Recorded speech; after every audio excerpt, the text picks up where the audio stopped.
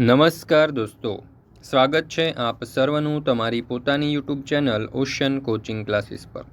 મિત્રો, આજે આપણે ધોરણ 7ના વિજ્ઞાન વિષયની જે ગાલા સ્વાધ્યાય પોથી છે તેના પાઠ નંબર 6 સજીવોમાં શ્વસનના સંપૂર્ણ અને સચોટ સોલ્યુશન જે છે તે આ વિડીયોમાં જોવાના છે।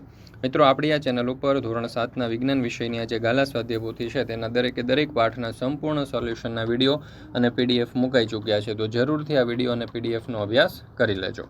ચાલો દોસ્તો, શરૂ કરીએ ધોરણ 7 વિષય વિજ્ઞાન પાઠ 6 ગાલા સ્વાધ્યાય પોથી સંપૂર્ણ સોલ્યુશન। પ્રશ્ન નંબર 1, વિકલ્પો। એમાં પહેલું, નીચેનામાંથી કયું સજીવ માત્ર અજારક શ્વસન કરે છે? તો જવાબ આવશે વિકલ્પ સી, ઈષ્ટ। બીજું, કોષીય શ્વસનમાં ઓક્સિજનના ઉપયોગથી કયા પદાર્થનું વિઘટન થઈ કાર્બન ડાયોક્સાઇડ, પાણી અને શક્તિ મુક્ત થાય છે? તો જવાબ આવશે વિકલ્પ બી, ગ્લુકોઝ। ત્રીજું, ભારે કસરત કરતી વખતે વધારાની શક્તિ કેવી રીતે મેળવવામાં આવે છે? તો જવાબ આવશે વિકલ્પ બી, સ્નાયુઓમાં અજારક શ્વસનથી। ચોથું, જારક શ્વસન દરમિયાન શું ઉત્પન્ન થાય છે? તો અહીંયા જવાબ આવશે વિકલ્પ બી, કાર્બન ડાયોક્સાઇડ, પાણી અને શક્તિ। પાંચમું, અળસિયું શાના દ્વારા શ્વસન કરે છે? તો જવાબ આવશે વિકલ્પ એ, ભીની ત્વચા। છઠ્ઠું, માછલી શાના દ્વારા શ્વસન કરે છે? તો જવાબ આવશે વિકલ્પ ડી, ઝાલર। સાતમું, વનસ્પતિ શ્વસન માટે કયો વાયુ ઉપયોગમાં લે છે? તો જવાબ આવશે વિકલ્પ એ, ઓક્સિજન। દેડકોષ શાના વડે વાત વિનિમય કરે છે? તો જવાબ આવશે વિકલ્પ ડી, ત્વચા અને ફેફસા। નવમું, વંદામાં શાના દ્વારા હવા શરીરની અંદર પ્રવેશે છે? તો જવાબ આવશે વિકલ્પ સી, શ્વસન છિદ્રો। ભારે કસરત દરમિયાન પગના સ્નાયુઓ ખેંચાઈ જાય છે કારણ કે તેમાં ખાલી જગ્યાનો ભરાવો થાય છે? વિકલ્પ બી, લેક્ટિક એસિડ। 11મું, આરામદાયી સ્થિતિમાં પુખ્ત વયની વ્યક્તિમાં 1 મિનિટમાં શ્વસન દર કેટલો હોય? તો જવાબ આવશે વિકલ્પ બી, 15 થી 18। ઉચ્છ્વાસ દરમિયાન પાછળીઓ? તો જવાબ આવશે વિકલ્પ બી, નીચે તરફ જાય છે। મિત્રો, ધોરણ 3 થી 12ની કોઈ પણ પ્રકારની પીડીએફ અને પીપીટી માત્ર ઓશન કોચિંગ ક્લાસીસ પર ઉપલબ્ધ છે। વોટ્સએપ પર પીડીએફ અને પીપીટી મેળવવા માટે નંબર આપેલો છે 70 46 22 22 54 આ નંબર ઉપર તમે કોન્ટેક્ટ કરી અને પીડીએફ અને પીપીટી મેળવી શકો છો। સ્વઅધ્યયન પોથીના સોલ્યુશન છે સમજૂતી પ્લસ સ્વાધ્યાય સોલ્યુશન, ગાલા સ્વાધ્યાય પોથી, પ્રોજેક્ટ પ્રવૃત્તિ, બુક પ્રયોગ પોથી, ભૂગોળ પોથી, અંગ્રેજી ગ્રામર, યુનિટ ટેસ્ટ, અસાઇનમેન્ટ કે કોઈ પણ પ્રકારના જે પ્રશ્નો છે તેમના જે સોલ્યુશન છે તેની પીડીએફ મળી રહેશે। એપ્લિકેશન પર પણ પીડીએફ ઉપલબ્ધ છે। એપ્લિકેશન ઉપર પીડીએફ મેળવવા માટે આપણી એપ્લિકેશન ડાઉનલોડ કરવી પડશે, ઓશન કોચિંગ ક્લાસીસ। તો જરૂરથી એપ્લિકેશન ડાઉનલોડ કરી અને અહીંયા પીડીએફ અથવા તો પીપીટી જે છે તમે મેળવી શકશો। ત્યાર પછી છે પ્રશ્ન નંબર 2, ખાલી જગ્યા પૂરો, પ્રત્યેકનું 1 ગુણ। એમાં પહેલું, આપણે ઉચ્છ્વાસ દરમિયાન ખાલી જગ્યા વાયુ બહાર કાઢીએ છીએ? તો જવાબ આવશે કાર્બન ડાયોક્સાઇડ। બીજું, હવામાં કાર્બન ડાયોક્સાઇડ વાયુનું પ્રમાણ ખાલી જગ્યા ટકા છે? તો જવાબ આવશે 0.04%। ત્રીજું, ઉરસ ગૃહાના તળિયે પડદા જેવી રચનાને ખાલી જગ્યા કહે છે? તો ઉરોદર પટલ। ત્યાર પછી છે પ્રશ્ન નંબર 3, નીચેના પ્રશ્નોના માત્ર ઉત્તર લખો। એમાં પહેલું, સજીવોનો રચનાત્મક અને ક્રિયાત્મક એકમ કયો છે? તો જવાબ આવશે કોષ। બીજું, કોષીય શ્વસનમાં ઓક્સિજનની મદદથી ગ્લુકોઝનું વિઘટન થઈ શક્તિ ઉપરાંત કયા પદાર્થો ઉત્પન્ન થાય છે? તો કાર્બન ડાયોક્સાઇડ અને પાણી। ત્રીજું, હવાની ગેરહાજરીમાં જીવી શકે તેવા એક સજીવનું નામ આપો? તો ઈષ્ટ। ચોથું, ઈષ્ટ ઓક્સિજનની ગેરહાજરીમાં ગ્લુકોઝનું વિઘટન કરી કયા પદાર્થો ઉત્પન્ન કરે છે? તો આલ્કોહોલ અને કાર્બન ડાયોક્સાઇડ। પાંચમું, સ્નાયુઓમાં થતા અજારક શ્વસન દરમિયાન કયો પદાર્થ ઉત્પન્ન થાય છે? તો જવાબ આવશે લેક્ટિક એસિડ। ત્યાર પછી છે પ્રશ્ન નંબર 4, ખરા ખોટા। માં પહેલું, અજારક શ્વસન ઓક્સિજનની હાજરીમાં થાય છે? તો ખોટું। આપણે સૂઈ ગયા હોઈએ ત્યારે શક્તિની જરૂર પડતી નથી? તો ખોટું। ઈષ્ટ જેવા સજીવો હવાની ગેરહાજરીમાં જીવી શકે છે? તો સાચું। પ્રાણી કોષોમાં થતા અજારક શ્વસન દરમિયાન લેક્ટિક એસિડ ઉત્પન્ન થાય છે? તો સાચું। વનસ્પતિ કોષોમાં થતા અજારક શ્વસન દરમિયાન આલ્કોહોલ ઉત્પન્ન થાય છે? તો સાચું। શ્વાસ લેતી વખતે ઉરોદર પટલ ઉપર તરફ જાય છે? તો ખોટું। ગરોળી શ્વસન છિદ્રો દ્વારા શ્વસન કરે છે? તો ખોટું। અને ભારે કસરત દરમિયાન વ્યક્તિનો શ્વસન દર ઘટે છે? તો જવાબ આવશે ખોટું। 9મું, વનસ્પતિ માત્ર દિવસ દરમિયાન પ્રકાશ સંશ્લેષણની ક્રિયા કરે છે અને રાત્રિ દરમિયાન શ્વસન કરે છે? તો જવાબ આવશે ખોટું। દેડકામાં ભીની ત્વચા અને ફેફસા બંને દ્વારા શ્વસન ક્રિયા થાય છે? તો સાચું। વહેલમાં શ્વસન માટે ફેફસા હોય છે? તો સાચું। અને શ્વાસ દરમિયાન ઉરસ ગુહાનું કદ વધે છે? તો જવાબ આવશે સાચું। ત્યાર પછી છે પ્રશ્ન નંબર 5, નીચેના પ્રશ્નોના એક વાક્યમાં ઉત્તર લખો। પહેલું, કોષીય શ્વસન એટલે શું? તો કોષમાં ખોરાકના કણને તોડી ઉર્જા મુક્ત કરવાની પ્રક્રિયાને કોષીય શ્વસન કહે છે। બીજું, જારક શ્વસન એટલે શું? તો ઓક્સિજનની હાજરીમાં થતા શ્વસનને જારક શ્વસન કહે છે। અજારક શ્વસન એટલે શું? તો ઓક્સિજનની ગેરહાજરીમાં થતા શ્વસનને અજારક શ્વસન કહે છે. ચોથું, જારક શ્વસનનું રાસાયણિક સમીકરણ શબ્દોમાં આપો. તો ગ્લુકોઝ ઓક્સિજનની હાજરીમાં કાર્બન ડાયોક્સાઇડ પ્લસ પાણી પ્લસ શક્તિ મુક્ત કરશે. પાંચમું, અજારક શ્વસન કોનામાં થાય છે? તો અજારક શ્વસન ઈષ્ટ અને અન્ય ફૂગમાં, કેટલાક બેક્ટેરિયામાં, અંતઃપરોપજીવીઓમાં તેમજ અમુક સંજોગોમાં પ્રાણીઓના સ્નાયુઓમાં થાય છે. છઠ્ઠું, ઈષ્ટ જેવા વનસ્પતિ માધ્યમમાં થતા અજારક શ્વસનમાં ગ્લુકોઝનું આંશિક વિઘટન થઈ શું ઉત્પન્ન થાય છે? તો ઈષ્ટ જેવા વનસ્પતિ માધ્યમમાં થતા અજારક શ્વસનમાં ગ્લુકોઝનું અપૂર્ણ દહન થઈ આલ્કોહોલ અને કાર્બન ડાયોક્સાઇડ બને છે અને શક્તિ છૂટી પડે છે. સાતમું, પ્રાણીઓના સ્નાયુઓમાં થતા અજારક શ્વસનમાં ગ્લુકોઝનું આંશિક વિઘટન થઈ શું ઉત્પન્ન થાય છે? તો પ્રાણીઓના સ્નાયુઓમાં થતા અજારક શ્વસનમાં ગ્લુકોઝનું અપૂર્ણ દહન થઈ લેક્ટિક એસિડ બને છે અને શક્તિ છૂટી પડે છે. આઠમું, ઉરોદર પટલ શું છે? તો ઉરસ ગુહાના તળિયે એક મોટા પડદા જેવી રચના આવેલી છે જેને ઉરોદર પટલ કહે છે. શ્વાસ લેતી વખતે પાંસળીઓ અને ઉરોદર પટલની સ્થિતિમાં શો ફેરફાર જણાવો. શ્વાસ લેતી વખતે પાંસળીઓ ઉપર તરફ બહાર નીકળે છે અને ઉરોદર પટલ નીચે જાય છે. ઉચ્છ્વાસ દરમિયાન પાંસળીઓ અને ઉરોદર પટલની સ્થિતિમાં થતો ફેરફાર જણાવો. તો ઉચ્છ્વાસ દરમિયાન પાંસળીઓ અને નીચેની તરફ અંદર જાય છે અને ઉરોદર પટલ ઉપરની તરફ ખસી પોતાના મૂળ સ્થાને આવે છે.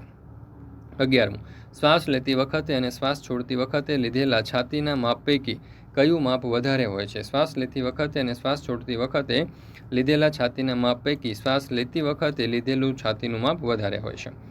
શ્વાસની અને ઉચ્છ્વાસની હવામાં કાર્બન ડાયોક્સાઇડનું પ્રમાણ. તો શ્વાસની હવામાં કાર્બન ડાયોક્સાઇડ 0.04% અને ઉચ્છ્વાસની હવામાં કાર્બન ડાયોક્સાઇડ 4%થી 5% હોય છે.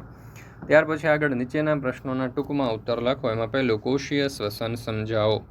તો આપણે શ્વાસમાં જે હવા લઈએ છીએ તે હવામાંથી ઓક્સિજન રુધિરની વહન સાથે શરીરના વિવિધ ભાગોમાં કોષો સુધી પહોંચે છે અને કોષોમાં ખોરાકના કણને તોડવામાં ઓક્સિજન મદદરૂપ થાય છે. કોષમાં ખોરાકના કણો તોડી શક્તિ મુક્ત કરવાની પ્રક્રિયાને કોષીય શ્વસન કહે છે. આમ મુક્ત થયેલી શક્તિ કાર્ય કરવામાં ઉપયોગી બને છે. આમ કોષીય શ્વસન દ્વારા કોષો કાર્ય કરવાની જરૂરી શક્તિ મેળવે છે. બીજું, ભારે કસરત દરમિયાન સ્નાયુઓ ખેંચાઈ જાય છે, શા માટે? તેમાંથી રાહત મેળવવા માટે શું કરવામાં આવે છે? તો ભારે કસરત દરમિયાન સ્નાયુઓમાં અજારક શ્વસન થાય છે ત્યારે ગ્લુકોઝનું વિઘટન થવાથી લેક્ટિક એસિડ ઉત્પન્ન થાય છે અને લેક્ટિક એસિડ સ્નાયુઓમાં એકઠા થવાથી સ્નાયુઓ ખેંચાઈ જાય છે. જ્યારે સ્નાયુઓ ખેંચાઈ જાય છે ત્યારે તેમાંથી રાહત મેળવવા માટે ગરમ પાણીથી સ્નાન કરીએ અથવા માલિશ કરીએ ત્યારે આ સ્નાયુઓ ખેંચાણથી રાહત મળે છે. ગરમ પાણીનું સ્નાન અને માલિશ રુધિરના વહનને ઝડપી બનાવે છે. પરિણામે સ્નાયુઓને મળતા ઓક્સિજનનું પ્રમાણ વધે છે. વધતો ઓક્સિજનનો જથ્થો લેક્ટિક એસિડનું સંપૂર્ણપણે કાર્બન ડાયોક્સાઇડ અને પાણીમાં રૂપાંતર કરે છે. આમ સ્નાયુઓમાં લેક્ટિક એસિડ દૂર થતાં સ્નાયુ ખેંચાણથી રાહત મળે છે. ત્રીજું, અળસિયામાં થતી શ્વાસોશ્વાસની ક્રિયા સમજાવો. તો અળસિયું ત્વચા દ્વારા શ્વસન કરે છે. તેની ત્વચા ભીની અને ચીકણી રહે છે. ત્વચાની ભીની સપાટી દ્વારા હવામાંનો ઓક્સિજન સીધો રુધિરમાં પડે છે અને કાર્બન ડાયોક્સાઇડ બહાર નીકળે છે. આ રીતે અળસિયામાં શ્વાસોશ્વાસની ક્રિયા થાય છે. ચોથું, દોડની સ્પર્ધાને અંતે રમતવીર સામાન્ય પરિસ્થિતિની સરખામણીએ શા માટે ઝડપી અને ઊંડા શ્વાસ લે છે? તો રમતવીરને દોડની સ્પર્ધા દરમિયાન ઝડપથી દોડવાનું હોય છે. ઝડપથી દોડવા માટે શરીરને વધારે શક્તિની જરૂર પડે છે. વધારે શક્તિ મેળવવા વધારે ખોરાકના અણુઓ તોડવા વધુ ઓક્સિજનની જરૂર પડે છે. કોષોને વધારે ઓક્સિજનનો જથ્થો પૂરો પાડવા વધારે ઝડપથી શ્વાસોશ્વાસ કરવા પડે છે. આમ સ્પર્ધાના અંતમાં રમતવીર સામાન્ય પરિસ્થિતિની સરખામણીએ ઝડપી અને ઊંડા શ્વાસ લે છે. પાંચમું, જ્યારે આપણે ક્યારેક ધૂળવાળી હવા શ્વાસમાં લઈએ છીએ ત્યારે શા માટે વારંવાર છીંક આવે છે? તો શ્વાસમાં લીધેલી ધૂળવાળી હવામાં ધૂળના રજકણો હોય છે. આવી હવા નાસિકા કોટરમાં પસાર થાય છે અને તેના વાળમાં ધૂળના રજકણો ભરાઈ રહે છે. પરંતુ કેટલીક વાર આ રજકણોમાં વાળમાંથી નાસિકા કોટરમાં પસાર થતી વખતે નાસિકા કોટરની અંદરની દિવાલ ઉપર અજંપો પ્રેરે છે. પરિણામે આપણને છીંકો આવે છે. છીંકો દ્વારા આ રજકણો ધક્કા સાથે બહાર નીકળે છે અને ધૂળના રજકણો વિહીન ચોખ્ખી હવા શરીરના શ્વસન માર્ગમાં આગળ વધે છે. આમ આપણે ધૂળવાળી હવા શ્વાસમાં લઈએ છીએ ત્યારે વારંવાર છીંક આવે છે.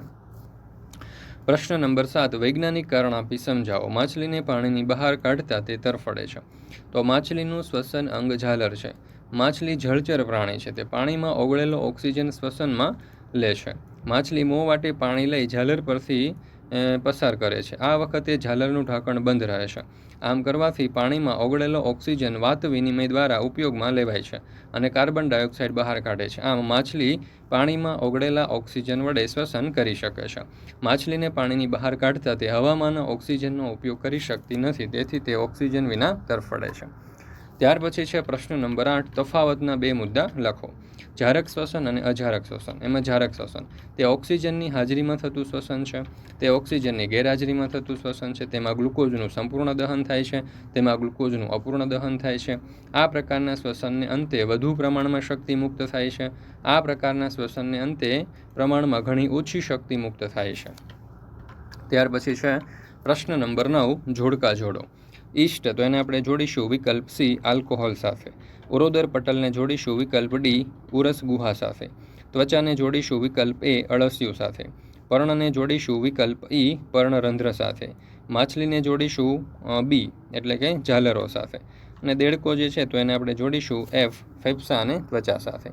મિત્રો, ધોરણ 3 થી 12ની કોઈ પણ પીડીએફ અને પીપીટી જો તમારે જોઈતી હોય તો આપણા અહીંયા ઓશન કોચિંગ ક્લાસીસ પરથી તમને મળી જશે.